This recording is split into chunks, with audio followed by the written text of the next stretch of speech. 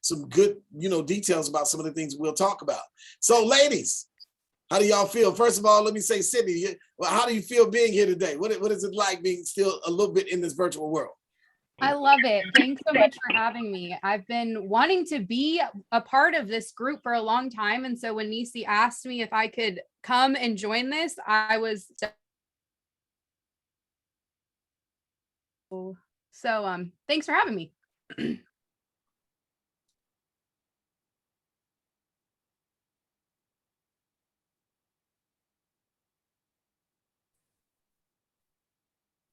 I believe you're muted.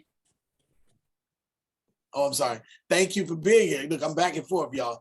Thank you for being here too, Sydney. And we appreciate you donating a little bit of your time to kind of share and have a great time with us, all right? So in the meantime, next up, Kathy, how do you feel being here? This is Kathy Hoffman. Hi, everybody. I'm so excited. It's always a pleasure and a passion of mine to be asked to speak about this. And of course, Nisi and Sydney are both incredible women. So I'm just, happy to be here and happy to share. Well, thank you for giving us a little bit of your time as well. We know you ladies are really busy, and we know that anytime it's a moment to be able to take some time out to talk about something so dear to most of you all, and to be able to, convey a great message so that people have a great takeaway. This is a good time to be able to, donate a little of that time. So thank you, Kathy. Now, next up, Dr. Nisi Hamilton. We call her one of our HCC favorites because she definitely has spent a lot of time with us, and our students rotate, each year. So it's always a new set of students each year. Dr. Hamilton, how's it feel? Make sure you hit your mute button. How does it feel being here? Oh my God, I'm so excited to be back home. HCC is my family. What's up? We are trying to get me at HCC on a permanent basis, you guys. So shout out to my international students. I love you guys. You are amazing. I had a lot of students keep up with me from last year when we originally did this talk, and we did the 10 college tour. So thank you to all the student life coordinators who coordinated that event to make sure that happened for students. And they definitely had a safe space to talk to me about their experiences with human trafficking. And so we were able to learn some stuff, get some stuff done. But I'm happy to be here with my girl, Sydney, the director of Safe Institutes. And so this is amazing. And then my survivor sister, all the way from Utah, Miss Kathy Hoffman. Oh my gosh, she has an amazing story. So I'm going to shut up now so we can get to everything, but I'm happy to be home, guys. And we have 50 people on. So I just want to say whoop, whoop to all my people that have tuned in. So this is huge for us. So thank you guys so much. Thank you for being here, Dr. Hamilton. So listen, y'all, I want to make sure we get ready to get straight to it. This is definitely, for those that may, hear some things and have a few triggers. This is definitely a safe space, so I want to back that up with Dr. Hamilton and what she says. So feel free to be able to ask some of those tough questions that, you probably, will be a little hesitant to ask in another forum, but feel free in the safe space. We definitely want to make sure that we get a chance to address some things that are so dear to some people's hearts. So without that said, I want to start, ladies, and feel free, to be able to kind of jump out there too, if you will, on this question. But let's just get the correct understanding of what human trafficking is. And I'll direct that to any of you. I know, and each of you can probably give your own opinion on it. Feel free to go first. One of you survivors needs to talk. Right. So human trafficking is the transfer of people either for labor trafficking, so they're being transported from one location as a vulnerable person to another for the purpose of performing work for somebody for no pay, with terrible living conditions. And then we run into sex trafficking, which of course is the buying and selling of human flesh for sexual purposes and exploitation. Gotcha. That's great. That's great. Anybody else want to add to that? I do. You guys, you know that we have our human trafficking triangle, which I show everybody: the buyer, the seller, the slave. You guys, so you have the recruitment, the enforcement, and then there's the exploitation there for collegiate purposes for my guys that are studying and things like that. It is the force, fraud, coercion. It is your body being perpetually sold over and over and over again. It does not require your pimp to have money or for you to be bought or traded for money. It could be for power. It could be for social capital. It could be for employment. It could be for it could be for your children. And if you guys know about my human trafficking story, my story started out with labor trafficking, and my child was held hostage. So it started out with labor trafficking, and so we have organ trafficking. We do have different types of trafficking. Thank you, Matilda. So there's human trafficking, which requires labor and sex trafficking. There's ballot harvesting or ballot trafficking. There's organ harvesting or organ trafficking. There's drug harvesting or drug trafficking, or the illicit solicitation of drugs. There's a lot of different trafficking scenarios, but as it pertains to slavery, human trafficking has been around since as early as the 1800s. Before, when women were sold on the black market, we were called wenches, and that was a female sex slave. So if you've heard in our culture, wench, or the language wench, that's what that was, the terminology for. So this is dated all the way back to slavery, and we're going to just stick with the human trafficking, which involves sex and labor. So I hope I cleared that up for my people that are talking to me in the chat. I got you in here, so thank you, Matilda.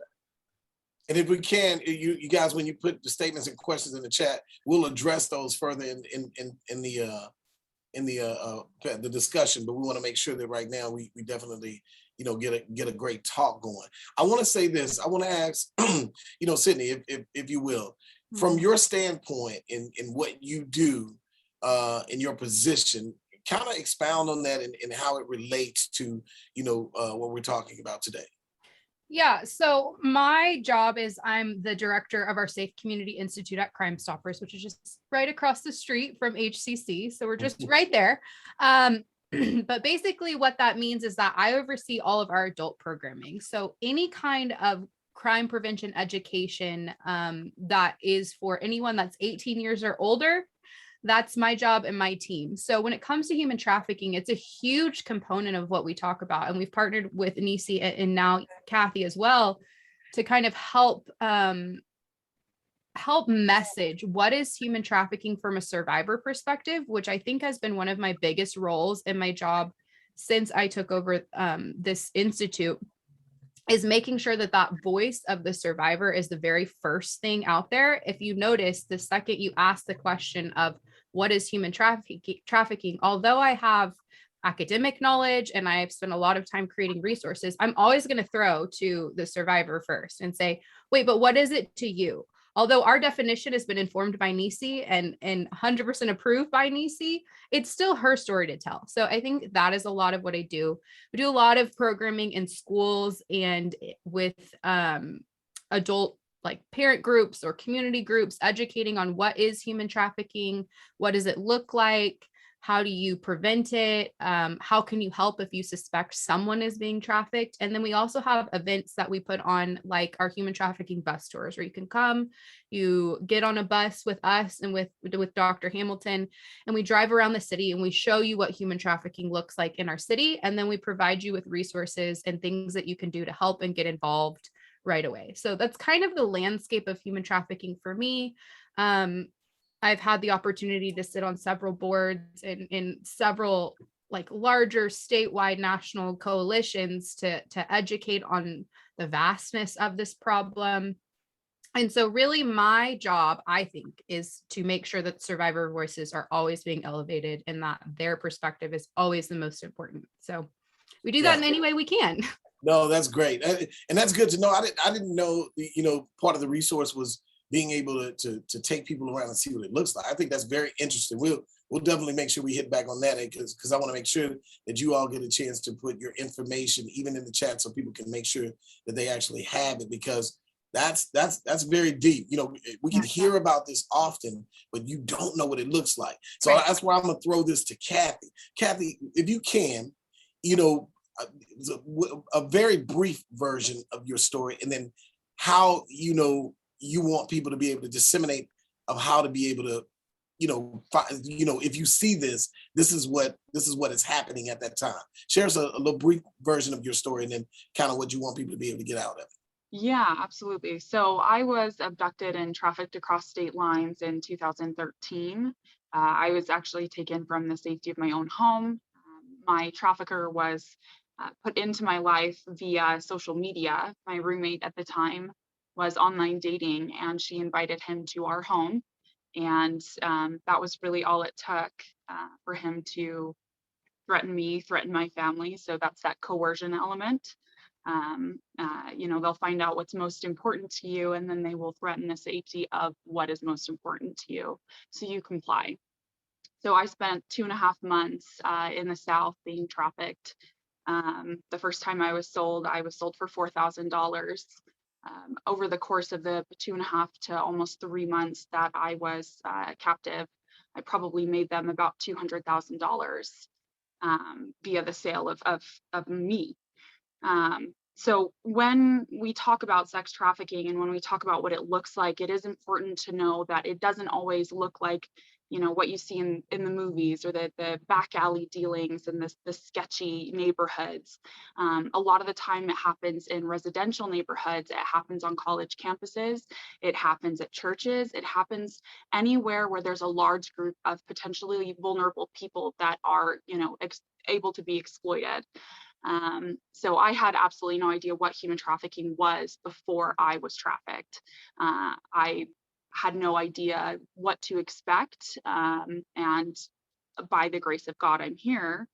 But I'm part of the very, very few percent that escapes that. I believe it's 1 to 2% that end up escaping being trafficked. The majority end up staying within that lifestyle or briefly getting out of it and going back to that lifestyle because that's what they know. So it's really the education and making it an everyday conversation that's important to me. And it's incredibly important to me that we talk about it with our male counterparts as well. We need support from the male community as brothers in arms to fight this, because if you're not having an honest conversation with your friends about safety, about how you're treating other people or how you're talking about women, you're potentially perpetuating generational disease of sin and pain and suffering, and just if you don't talk about it, there's nothing that can be done. So very, very interesting. Very interesting, and I appreciate you sharing that. I'm sure that you've gotten better at being able to talk about that over the months to years or whatever, because that sounds like a very painful situation, and I'm sure there are people that that are on this discussion that that are triggered by some of the things that you said. It's very interesting. Now, Dr. Hamilton, let me ask you a couple of questions. In its own sense, I think that the biggest thing is, hearing Kathy's, situation. I know you relate to quite a bit of it, but briefly, for those that don't know a little bit of your story, to being able to go into it and why you became such an advocate after being, in that experience, kind of share with us, a little bit of your experience, and then what is it that you want to be able to accomplish with, your voice in it as well. Absolutely. And Kathy, back to your statement about bringing the men into the awareness space. I just want to say, hands down, thank you, Carl, because I am one of the first survivors in the state of Texas to run for office. And during my time when I ran for office, Carl, as well as ACC, conglomerates and just constituents, they really paid attention to my story and my journey. And had it not been for you guys raising that awareness and using that time to highlight this issue, we wouldn't be having this conversation. So I thank you for that corporate social responsibility on the behalf of ACC, as well as your individual social responsibility, Carl, as well as the other student life coordinators that are here that make this topic important. You guys, HPD has recently just put out a 2-minute video that summarizes my story, and they did an amazing job. I was labor trafficked. I was 15 years old. I had just aged out of foster care, and I had a pimp who basically held my kid hostage and made me work in a strip club. I used the identity of another young lady who he was already pimping out, and I was working at the strip club as just a regular, just cocktail waitress. I was there just waitressing, and what turned into waitressing, overnight turned into me being sex trafficked. I was traded by 3 different pimps. So after he pimped me, I was then traded to 2 other ones after that. And I continued to have children. I became the first case in the state of Texas where I was sued because I was homeless, because I didn't have an education, because I did not have any type of support system to take care of my children. I was sued for basically being a homeless mother. And that perpetuated the vulnerability of that trafficking era with me. And so that labor trafficking, where he took my kid, held my kid hostage, and I had to perform the duties inside of a sexually oriented business to get him $200 a day. If I did not give him $200 a day, I could not get my child. So that's forced labor. You cannot do that. That is definitely illegal. And as a result of that forced labor, I was then rescued and through relationship factors, what we would call today a Romeo pimp. That's what I was thinking about, a Romeo pimp. I'm thinking I'm in a relationship with this guy who's going to rescue me from the original pimp, and this guy turns out to be, exploiting my vulnerabilities, and then the sex trafficking happens. While the sex trafficking is happening, I have my second kid, and then the journey of the rest of my life goes on, and we are here today. And what I basically want to do with my life story is make sure that we label human trafficking as a disability. It's hard for girls to get jobs. It's hard for girls to turn back to normal life. It's hard for us to, enter back into the workforce. And we are just a population, including my girls who are strippers and that go to school. And that population, we are often overlooked, forgotten about. There's no Greek club for us to join. There's nowhere, for us to go to where we can express ourselves and show the human side of ourselves without being, ostracized because of we've had life experiences that we did not ask for. So that's what I want to make sure I do in my story for college students and other people who have gone through this very same type of violence. Very interesting. You all's stories are so impactful that it has to be told on a daily basis. And I think that, it is taboo to have this conversation because there are people that hear about human trafficking, sex trafficking, things of that nature, but they don't know what it looks like. Right. This leads me into this part of the conversation that I think is very vital. I know that, Sydney, you guys do a tour where you take people to see what it looks like, but from a descriptive value of being very,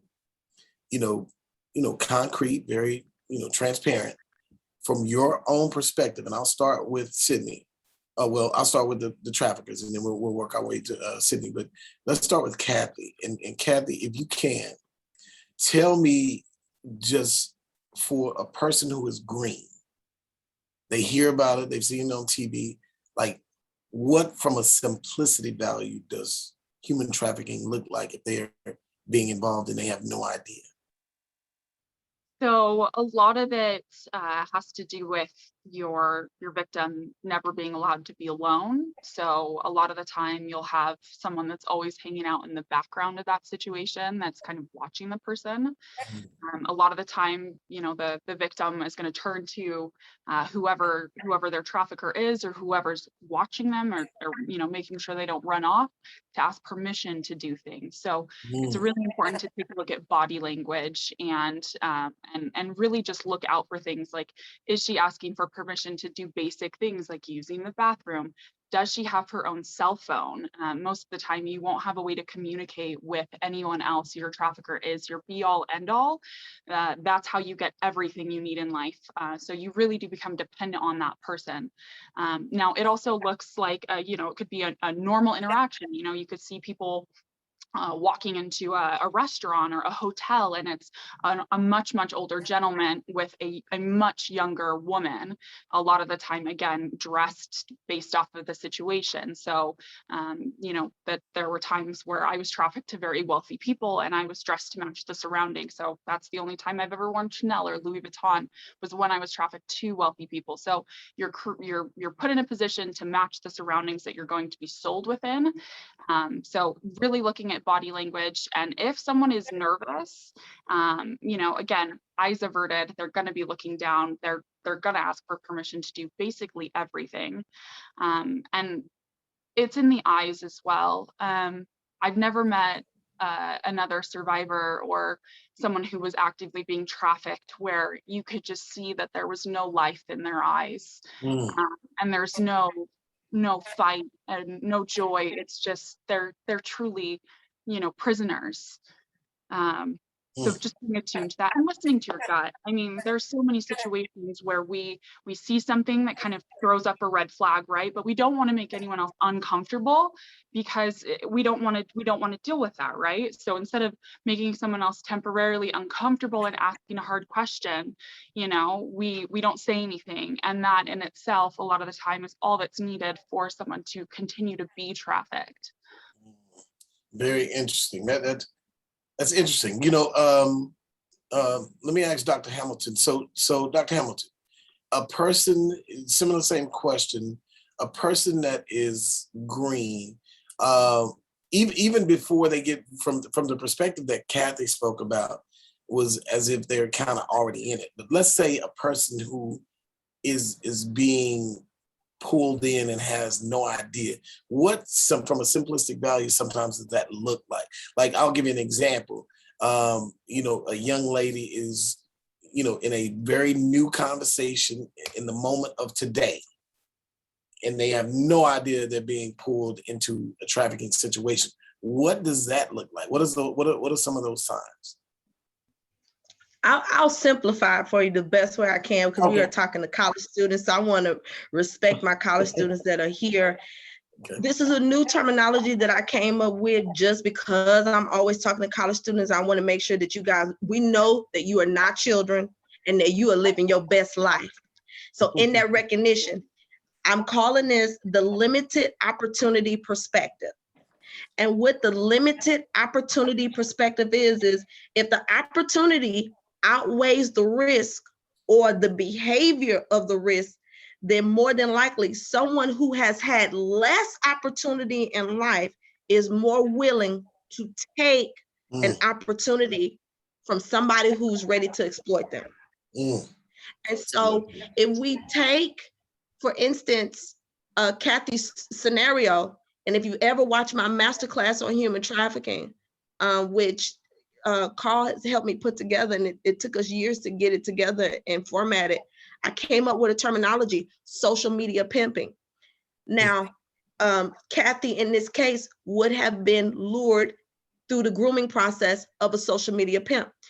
Now, social media pimping is important to talk about because why? Because the birds and the bees went out the window. And then what happened was sex moved to on online platform, and parents were not ready and were not mentally capable to keep up with sex on an online platform. So it moved faster than they were able to explain it.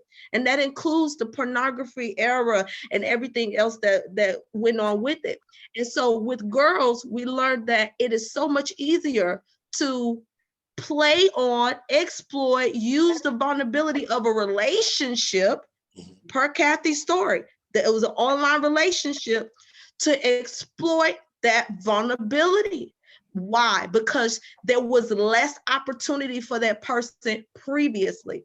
And so, and Carl, because what you're asking me is about that grooming process. And we have to understand, there are people who are skilled at skilled age or specific grooming. right? And so they already know what type of victim they want before they go after you.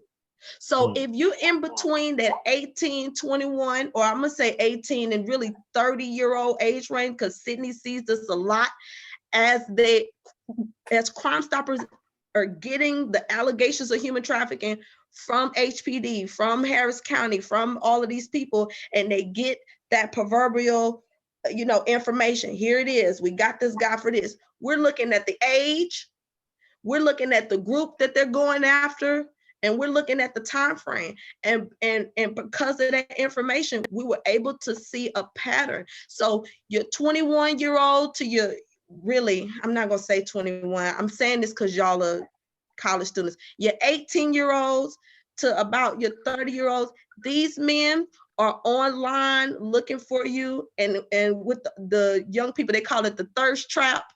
They're using the thirst trap, or they using sugar dating. I forget how y'all call it. They're sugar dating. Yeah, sugar babies. Yeah. That's a college terminology. Sugar baby, sugar daddy, that system right there. They're using that to say, hey, this is somebody, oh, girl, I just hit him up when I want a couple dollars for gas. Girl, I just hit him up when I want this or when I want that or whatever. It always sounds, quite simple, but just as much as you think that you're in control of that relationship, you're not.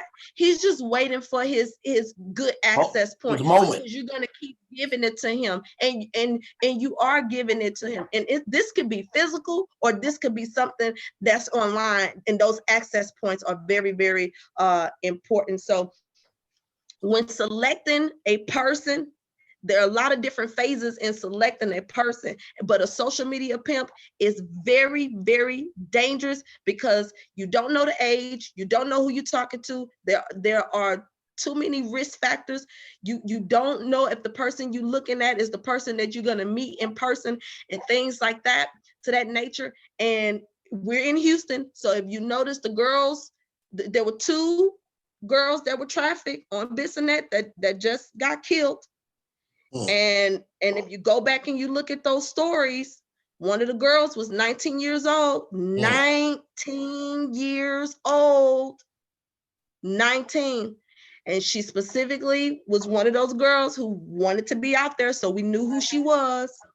She got in the vehicle with a guy, and look at the situation now. This guy is claiming self-defense because the law allows that if you 11, 12, 13, 14, 15, 16, 17, and Crime Stoppers, we go over this all the time. So thank you, Sydney. You are still in a position to be labeled as a prostitute in the state of Texas, because there is no law to prevent you from being labeled as a prostitute in the state of Texas. So as I'm explaining this to you, I hope your minds are being open to different ways that, because of laws like that, affecting our community and culture and pulling us into specific areas of the grooming process. So you guys can kind of go with what the grooming process looks like, or what it can look like for you as a college student, because that's what they're doing. So whatever there's not a law for or not a law against, that's what they're using to say, you know what, it's okay for me to do this, because there's no law to say that I can't do this. And so that grooming process is going to change as time changes. Right. Good deal. I want to ask Sydney, from your perspective and what you do you get quite a few young ladies or people that are being trafficked that come through there? What does that look like? And then how do you pivot into the mode of trying to be a solution oriented person?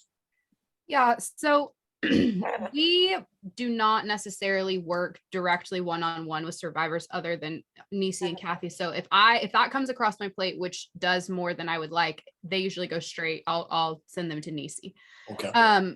What I do get is a lot of analysis on cases in Texas. And so just to kind of support what Nisi and Kathy have said, roughly about 76% of our human trafficking cases in Texas have an online component. Usually it's direct messaging, and really the introduction of social media changed the landscape of human trafficking.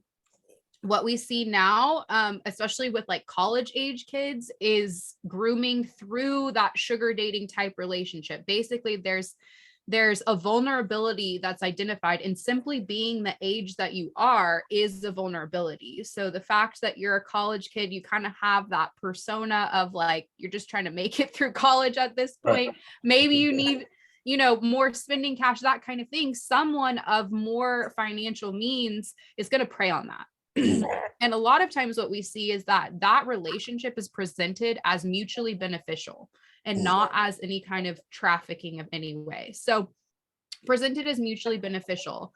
Perhaps it's someone reaching out saying, hey, I'm lonely. This pandemic has been a whole mess for me. I just want to chat. Like, if you message me a few times a week, I'll send you $500 every week.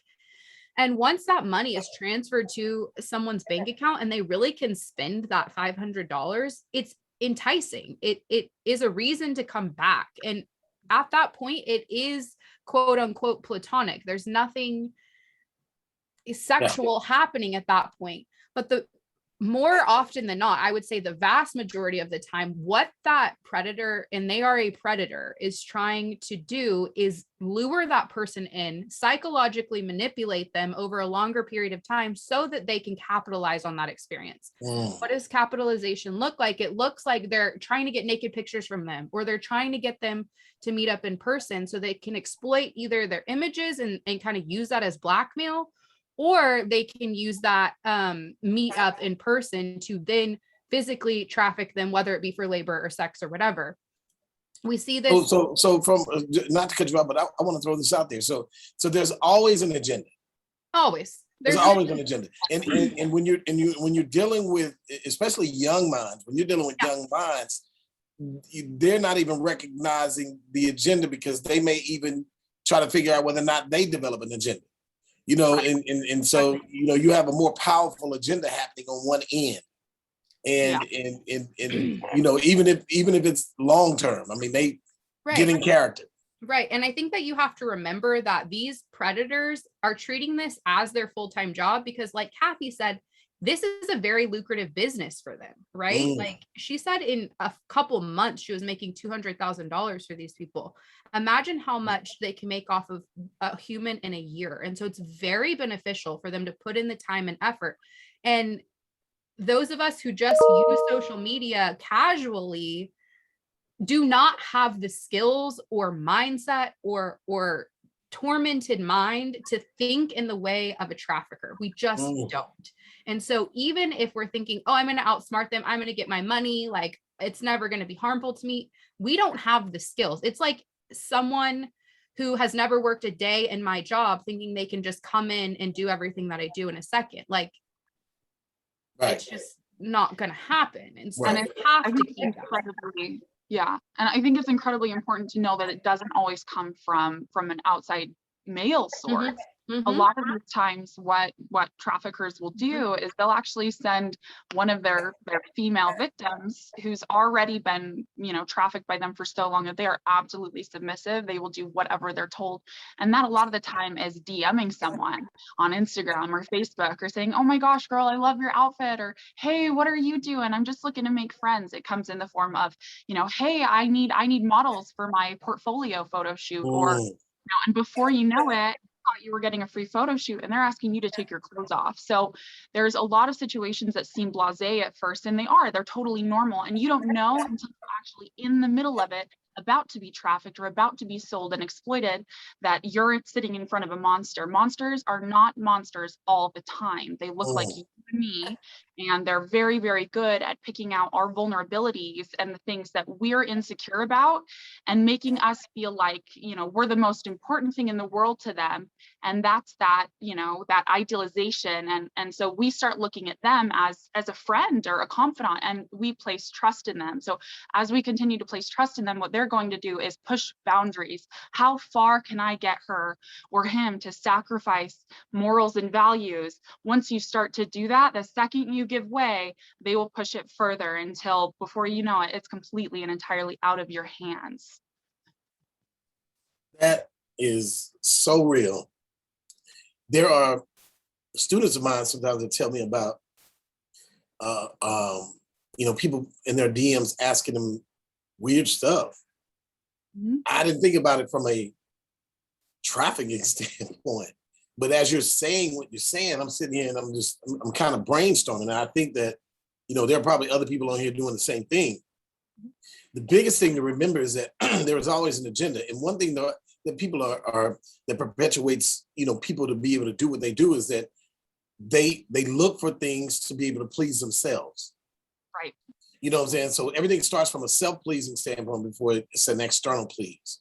Mm-hmm. And I think that, the excitement that it creates for the other person, sometimes the dopamine, kind of blurs the entire, interaction, so to speak. And you start making decisions in the moment.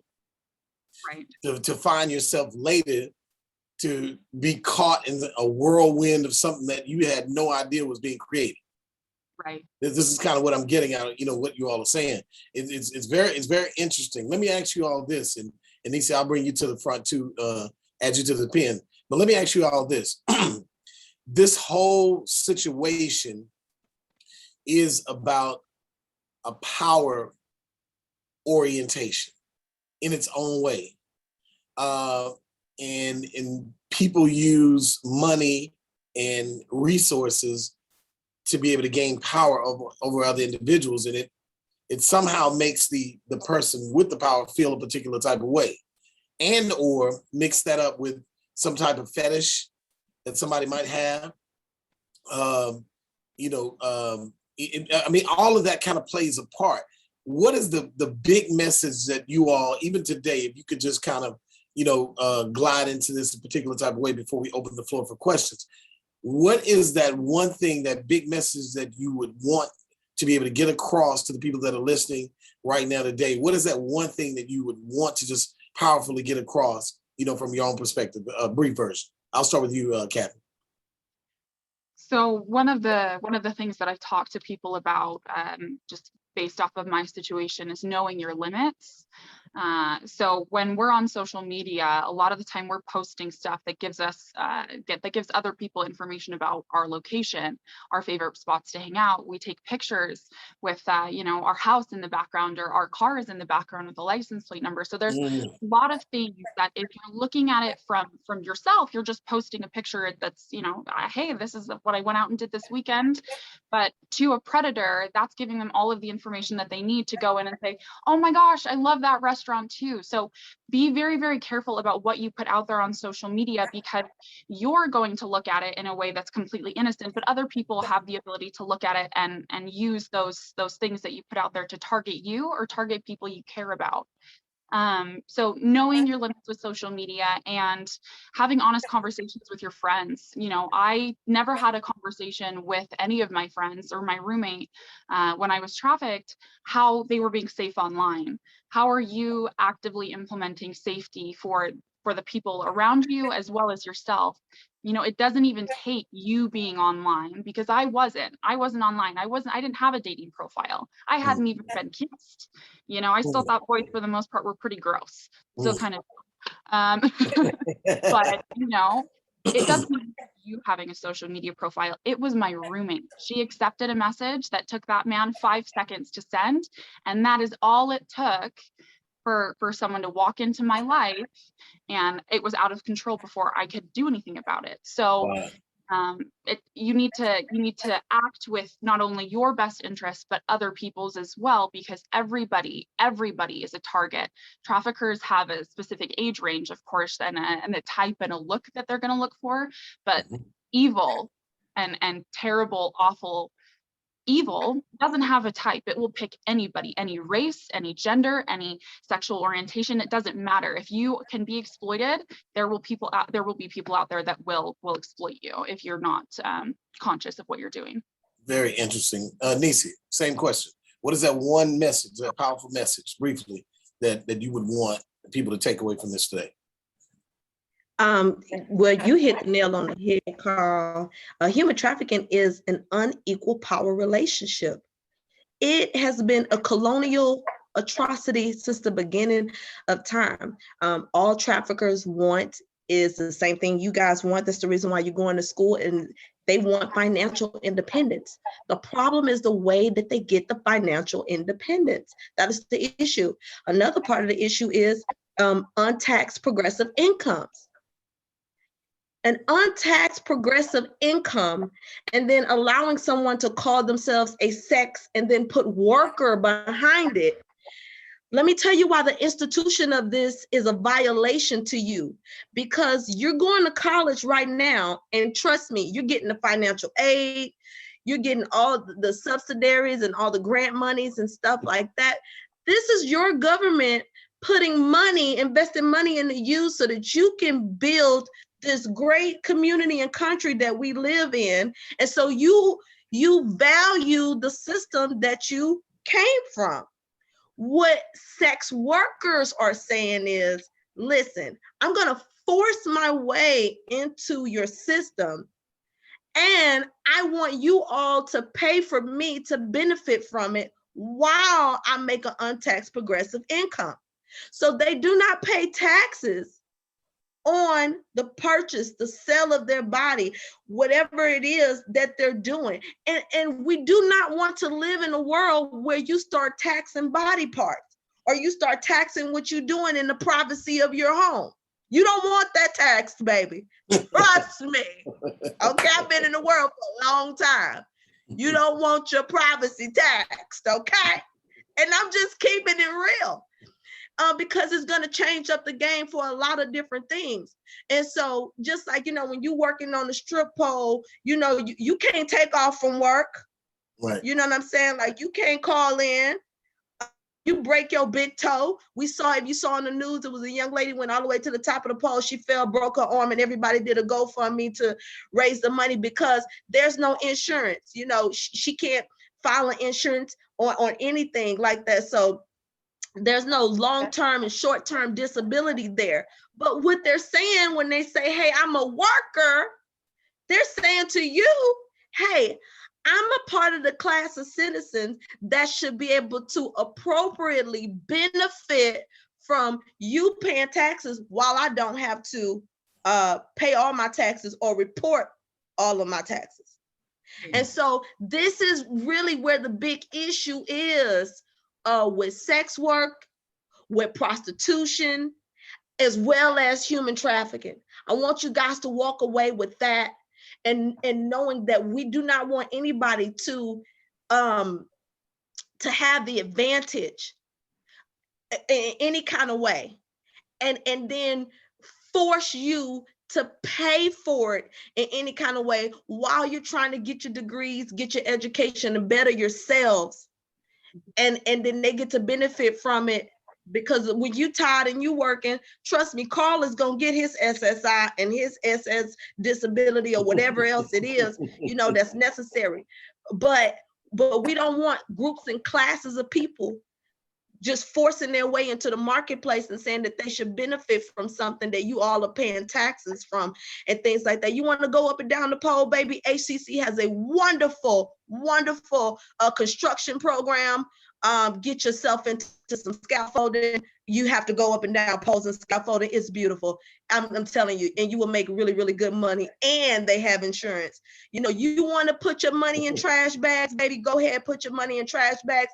Let's turn you into an accountant. HCC has a wonderful accounting program. We can turn you to a marvelous accountant, and you go do some accounting for an industry titan or something like that, and do taxes or something, benefit yourself. And then if you got John, Dick, and Harry Monday, Tuesday, and Wednesday, baby, you managing people like that, that's HR, that's human resources. HCC has a wonderful, wonderful human resource program you can get into, and you take your knowledge and that wealth of knowledge to the next level. So that's what I want my girls that are strippers who really don't know how to turn this into a resume format, and for my students who are seeing this, they understand it, but I really want you to understand how it's affecting the community and the culture, in the next 10, 25 years. This is going to be harmful to your benefits, okay? And it's a matter of, unfortunately, we live in a society where it's not a matter of if, you're going to be assaulted Yeah. or if you're going to be trafficked. It's a matter of when. That's right. So if you're not conscious and aware of the fact, every 73 seconds, an American is sexually assaulted. Every 73 seconds. And that's just reported numbers. Okay. So there's a massive amount of assaults that are not reported. So think about that. So, you know, when you're out there and you're engaging in things and you're striving for these dreams, there are going to be people out there that promise you a dream, right? Anything that seems too good to be true is usually too good to be true. So they will sell you a dream. They will sell you the promise of power and money and financial freedom and the ability to travel the world, and they will deliver a nightmare. And they don't care what they're promising you because they know what they're going to get out of it, and that's all that matters. But they are very, very adept at adapting to whoever you are, and you will view them as the ideal person to be around because of that. So they're chameleons. So just be conscious of that. Very interesting. And then, well, let me ask Sydney, what is that one thing that you want people to be able to get out of, you know, this talk today, so to speak? So I think that the most effective way to stop human trafficking is to stop the demand for trafficking. And I think that in order to do that, we have to realize how all of our everyday actions contribute to this problem. You know, I understand that everyone here is an adult. You can make all your own decisions. There's no judgment or anything. But I think that so many people don't realize that the fact that 1 in 3 males in Houston will purchase sex regularly is something that must be talked about. And honestly, when I speak to groups of men or mixed company, when I say things like that, the men in the room are shocked to hear about how that is linked to trafficking and how that perpetuates the problem. Because when there continues to be demand for that commercial sex, honestly, there continues to be demand for people being trafficked. And so, one, realizing that, 2, having ongoing conversations in our homes, with our friends, with our kids, about things like pornography, things like, you know, what they're seeing in Euphoria on Netflix, and you know, stuff like that. Because every time you take that information in, it's changing the way that you look at relationships, the way you view humans, what value you place on humans and human body. And so I just think that my biggest takeaway for everyone today is simply think about how the things that you're doing and the things that you're engaging could affect someone like Kathy, like Nisi. Honestly, like me, I'm not a survivor of trafficking, but I mean, I'm a woman in this world. So, right. You know, I mean, I just think that we have to take ownership for our own actions. And you know what? And so, first of all, you know, kudos to all 3 of you all just for being advocates. I'm an advocate as well, but it's so weird, but it's almost like the more you strive to advocate for you know, these people who are caught into a system that they didn't choose to be in, the fight becomes the, you know, media images, because it's like the more we live in an information-based society where our young people, especially even us, are bombarded with information 24 hours a day. So if you're bombarded with information, images, things that you see, the conversations that you have, the discussions that you have with your homeboy, your homegirl, your girlfriend, your boyfriend, your husband, your wife, the going out, just all of this being mixed up in this big bucket of gumbo, which also perpetuates misinterpretation and miscommunication. It gets all twisted up, and people don't know how to be able to decipher, you know, what's right and what's wrong based on, you know, an interaction. And you're out here advocating and speaking for it, and it's like the hill becomes even more steep.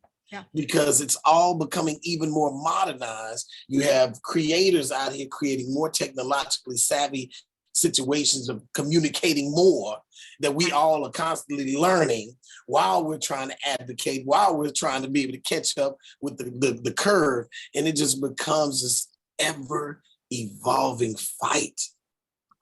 And it becomes, you know, evolved, predators have evolved with it. So I'm sure. in the age of dial-up internet where, get off the phone, I'm using the computer. So back then, traffickers had a more limited scope of area to work within. And what social media has done is it's taken that very small, 5-mile scope that it used to be when social media didn't exist, and it's turned it worldwide. So you could be anywhere in the world and you could be trafficked or targeted. It's a tough. You're right, and that's what makes me give you all, this huge round of applause, because it's a lifetime advocating aspect that you all are in.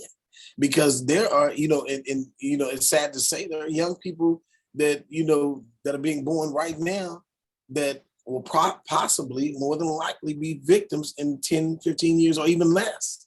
The biggest thing about that becomes very frightening. So it's this will happening, because when you think about procreation, I don't care if you got $1 billion or $1. One thing you don't need to procreate is any money. You just do it, right? So these people you're procreating, and they're coming out into the world, and some with an understanding, some without an understanding. The technology has changed. You all have to stay up on the technology and what's happening, how people are choosing ways to be able to figure out how to be able to groom, so to speak. This is a really a conversation that can go on for a long time. I hate we just had to make it an hour, but I want to, let's take this moment to be able to open up some questions. If anybody has any questions right now, because I know we're getting close to closeout time, put your question in the chat. I just want to say thank you so much for having this discussion. And yes, I am always available for any questions. I'll put my information in the chat. Anyone can reach out to me. Yes, truly, just thank you for having this conversation. Oh, I appreciate it too. Did somebody say something?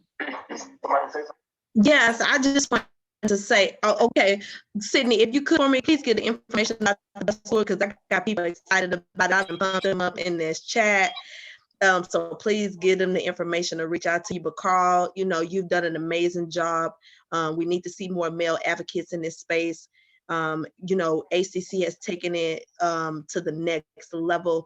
I'm seeing the professors on here, and we have I'm just going to assume Miss Karen is a doctor. She's doing she's a director of curriculum at ACC, and she wants to take it up a notch with social responsibility and core curriculum. This is the conversation. So thank you, Miss Karen Snyder, for getting out there and putting this out there like that. This is it, you guys. We're here to win, and we want to make sure our international students are taken care of, as well as our domestic students are taken care of, and that we're creating rich cultures. I really thank you guys for receiving me every single time. You don't have to receive me. Some of you all could be like, I'm tired of hearing a damn story. Shut up already. We know. And you guys don't do me like that. Easy to shut up if they tried. Yeah. No, you can't. You can't. So I just want to say thank you, ACC, and definitely Carl, as well as all the student liaisons and the advisors that have worked with you on this project to make this happen. Since last year, since you've seen me, I just want to say it is now officially a felony rather, to purchase sex in the state of Texas. So you cannot purchase it, and you also cannot sell it. It's since last year, since we did this talk in March, we have gotten 4 bills passed to prevent. That's what I was about to say. Before we get off, make sure you talk about how you all, and even when you were in Dallas, you were advocating inside of the inside of the city council, all that. I mean, I think real quick, if you can, tell how you guys I can advocate. Go ahead. I am now the education chair for your Houston Restore and Rescue Alliance. Thank you to my girl Sydney for supporting me in this directive. And I was able to go down to Dallas. We wrote our first city ordinance. It was a collaborative effort with the coalition. And I went in person, and we shut down the sexual oriented businesses from 2 a.m. to 6 a.m. That is huge, because what it does is it reduces crime and it keeps cities from being bankrupted. So as you all know that we're in a time of war right now, what's happening is, remember I told you that sex workers are not tax-paying citizens. If there's a problem at the strip club, which most officers, most law enforcement do not do extra jobs at strip clubs, because it's almost like they're validating the debauchery that's going on inside the strip club, or they're validating the crime, right? They do not, they don't do extra jobs there to protect it or maintain the, presence of just, hey, there's some security here so people can feel safe going into the establishment. Because they do not do that, these establishments and these people working inside of, they don't pay taxes. Well, if they don't pay taxes, who's paying the officers? But those are the people calling for officers the most. So if taxpayer citizens who actually need officers can't get law enforcement, and they're the ones paying taxes, but they're always going to handle the issues that are happening at strip clubs and everywhere else because they have to respond, then what's happening is, which I said, the taxpayer is essentially paying for illegal activities to happen. And so we want to reduce that. That is a part of the crime reduction process, you guys, because we want to make them more available for you and for everybody else and other public and private citizens, you guys. So this stuff is very, very important. But to close them down from 2 a.m. to 6 a.m., that is huge. And we did that all the way from Texas, you guys. So Houston did that, baby. Yeah. And trust me, Houston. Kudos to you. And I think I'm glad that people know that in being a part of the solution, y'all, is hard. And, if I have to, do a summary, being a part of the solution is a hard thing for a lot of people. Doing the right thing is very hard. Doing the wrong thing is easy as all get out, right? So, these ladies are definitely at the forefront of being able to tackle a huge thing that's been going on for quite some time. Houston being one of the top trafficking cities in the country. It is a profound thing that while you all are asleep, these ladies, and especially Niecy, I know, will wake up at 3 a.m. and go save a woman if somebody call her and say, look, this girl needs your help. Niecy will get out of her bed, go get that girl or girls, right? I know it, I've seen it, I understand it. Kudos to her, kudos to Sydney, kudos to, Kathy. You guys continue doing what you do, continue using your platform, using your experience, your voice. Don't be afraid to be able to break down some of those walls if somebody says you can't. No, I'm definitely an advocate. I'm behind you all 100%. Me and definitely all these other student line coordinators. Shout out to Jenna and Regina and Dominique, for being on here, and Ashley as well. So we just want to say, listen, whatever you do, continue to be able to have this discussion. I will even take it up in my own way of being able to not just have it during, Women's History Month, because I think this is an ongoing conversation that needs to be had. And you don't want to act like there's no time for it. There's always time for it, because with the data that Kathy just gave about, what was it, 73 seconds, 76 seconds, you said? 73 seconds. 73 seconds. Every 73 seconds, there's somebody being assaulted or being trafficked or something of that nature. And I think that is a huge, huge piece of data that we shouldn't all glaze over. It doesn't become important to a lot of people until it's somebody close to you or yourself. It shouldn't be like that. If they say we are a community, then our community should always be preserved in the value of being a good Samaritan and being able to support and do the best thing that you can do when you see somebody in trouble or need. So in that regard, I'm a wrap up. I don't think there's any other questions. I don't want to hold people too long. I have one question for you. Sure, Charles. Go ahead, Sydney. Would you guys, as HCC, be interested in us putting a bus tour on just for you? The only reason I'm asking that is that only 30 people can go on that tour. So the second I put it out to the public, it's full. So I'm wondering if maybe we could do one at a time that's best for your students. And yeah, let's do this, Sydney. I guess off kilter this. Let's definitely, you and I get together, and I'll get with the other student life coordinators. Maybe something we can put together, and we could each, try to get our students from the other campuses here as well. And we all just, and we set them. I think that'd be great. Okay, great. There's just a lot of interest in that in the chat, and so I just want to kind of give that. And just one more thing, I wanted to thank everybody for coming on and inviting me to be on today. One thing that I think Sydney is an incredible resource for is, and I would love it if you guys could reach out to her and ask her. We as survivors and victims have a difficult time with the verbiage that we need to communicate with the police. So a lot of the time when you're reporting an incident, you downplay it subconsciously because you don't want to be an inconvenience to other people. So using the correct verbiage when you're talking to law enforcement and reporting something is incredibly important to the amount of urgency that law enforcement is going to put on that case. So Sydney's a great resource for that. I think she's probably one of the best resources for it, and Nisi as well. So if you guys want to shoot them some questions and ask, hey, how do I advocate for myself? Because we're here as advocates for you guys. You guys are incredibly important and whatnot, but you need to be able to also advocate for yourselves, and that's a position of power that's going to put you in the home field advantage. Great intel. Did not look at it from that perspective either, Captain. This is why this is a great conversation.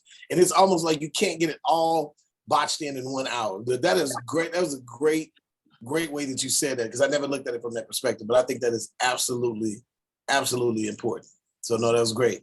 Is there anything else that any of you want to say before we get out of here? I don't think that I have too many questions. I think more than anything, you all have already put your information in the chat, right?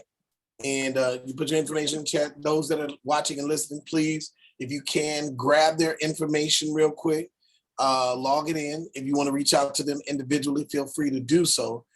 In the meantime, on behalf of Houston Community College and the Department of Student Life, we want to let you all know that we will definitely reconvene on this conversation. And we may just call it a part 2. Because I think that it is something that just, it's such a big, blob of information on one topic that cannot be reduced to an hour. So we do respect that, but we will definitely see if we can put something else together, even if it's for the month of April, to be able to kind of bring it back together. And I may even ask you all, particularly if there are some questions you want to talk about directly. And I think that'll make it a little bit, a little bit more poised for some information, because that stuff that Kathy just said, and both Nisi, and listen, I'm telling y'all, Sydney, this information that you all have poured out there, it causes my mind to see things from a different perspective. You know what I'm saying? And I think that all of that is very important. So I definitely may do something like that, on the next one. But we will try to put something together for part 2, and before the semester is over, so we can, address some, probably get a little bit deeper into the weeds and talk about some things that are, sometimes uncomfortable. But outside of that, love you all, man. Continue doing great work, for the community. Continue being the voice. I know Nisi definitely will. Sometimes before we got on here, I always have to tame her down, just for the people out here who knows how real she is. The other panelists know.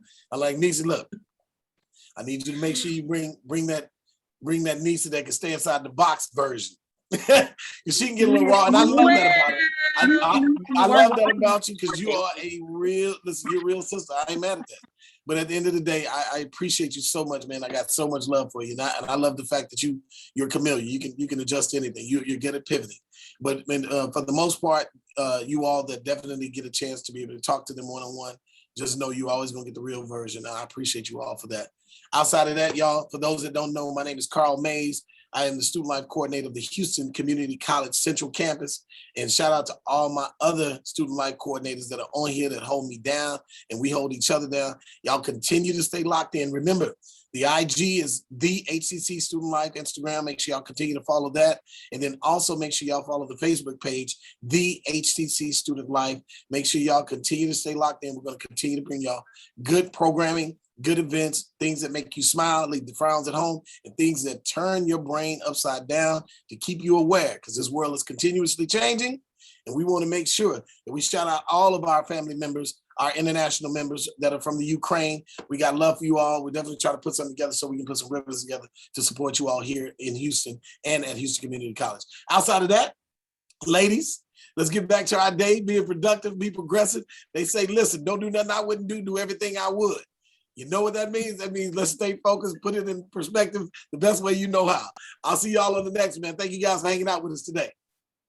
Bye. Thank you guys. Bye. Bye-bye. Bye.